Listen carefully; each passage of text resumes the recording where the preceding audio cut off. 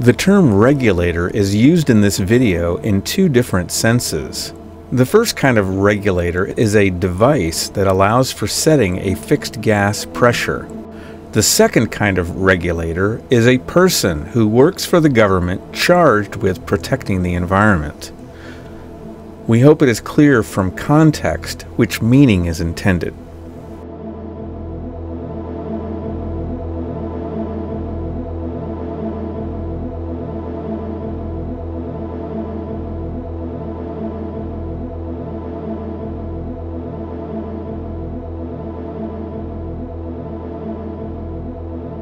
Hey everybody, it's Bill Houston with the Bill Houston Podcast. This is the Merrimack Valley tube trailer theory video. I'm going to be reading from a report which you can get online, and it's called The Black Swan at Merrimack Valley, and you can get a copy by going to tinyurl.com/BlackSwan Merrimack Valley intro. That's tinyurl.com/BlackSwan Merrimack Valley intro.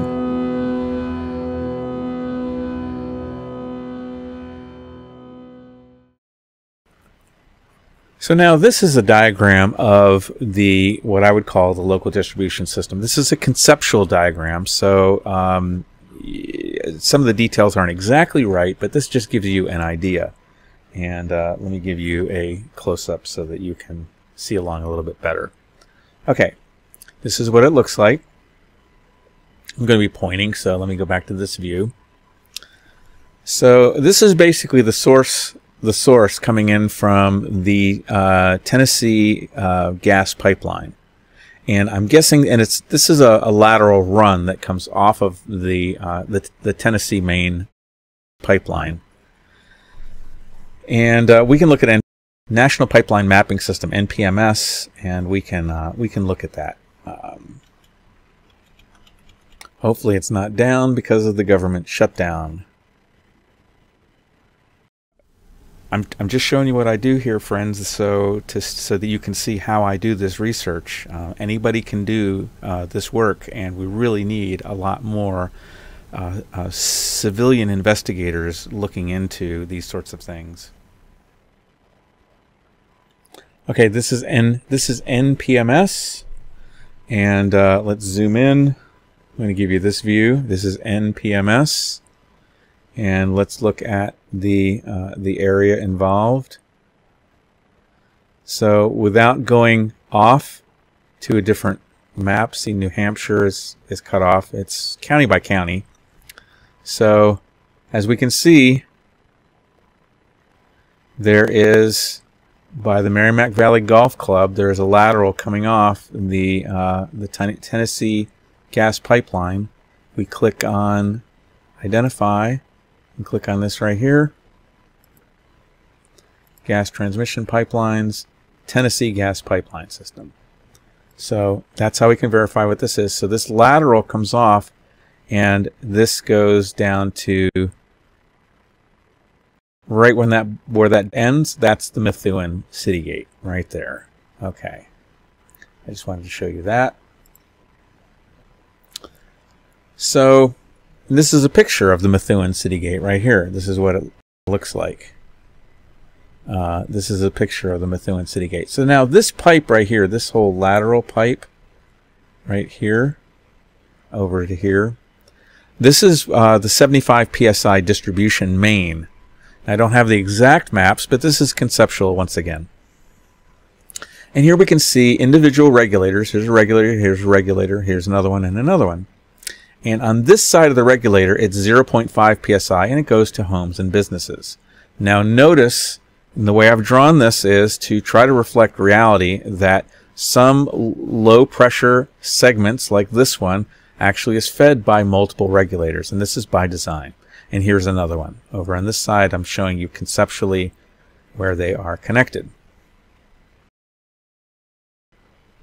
Now, when we're approaching forensics, when we're trying to understand the root causes of a failure like this, it's really beneficial for us to kind of take a high-level approach.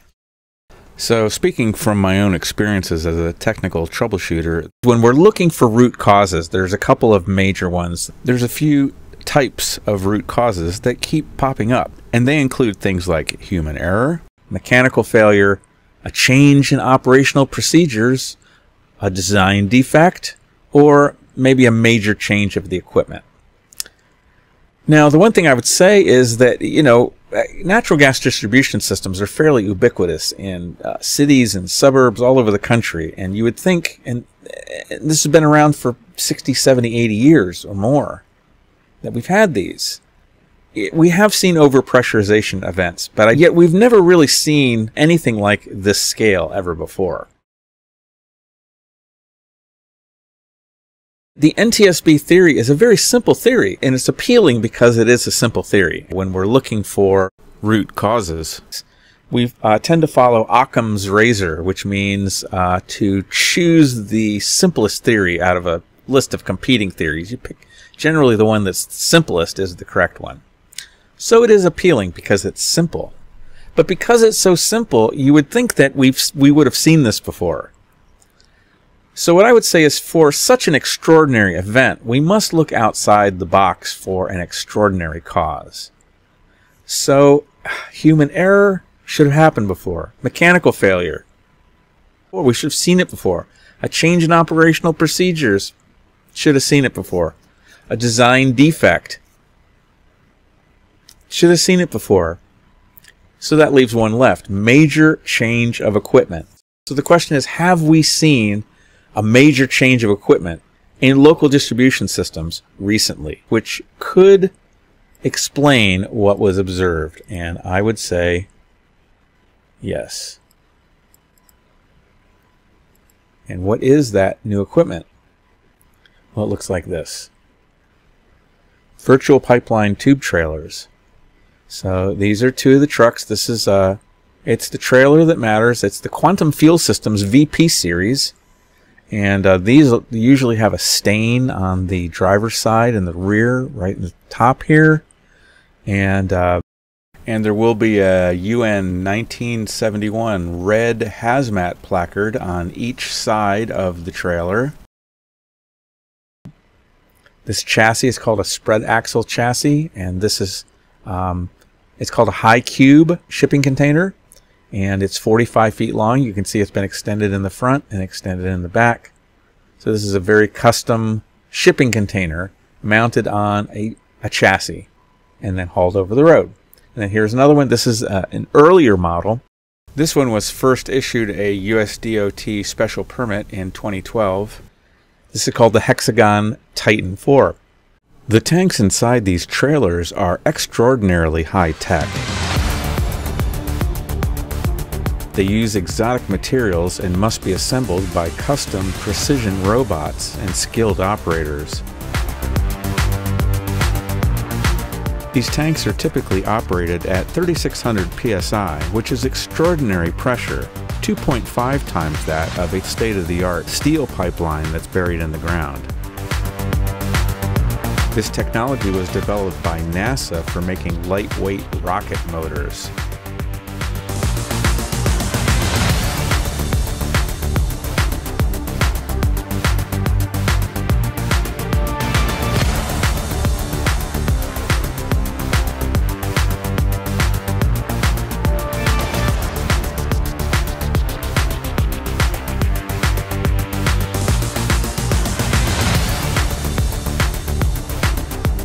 The newest and largest trailers are approaching $1 million each.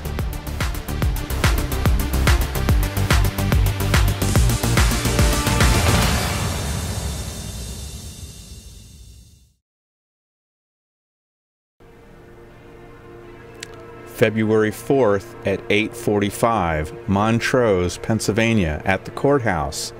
February 4th at 8:45, Montrose, Pennsylvania, at the courthouse.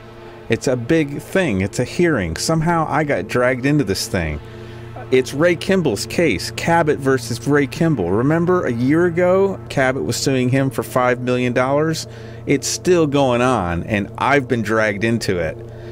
There's going to be a hearing. The hearing is going to be on 3 motions to quash by me, Craig Stevens, and Julianne Skinner. I think Craig Stevens. He's about to file his, and he's hoping to get the same date. So it's going to be 3 motions to quash that are going to be heard on February 4th.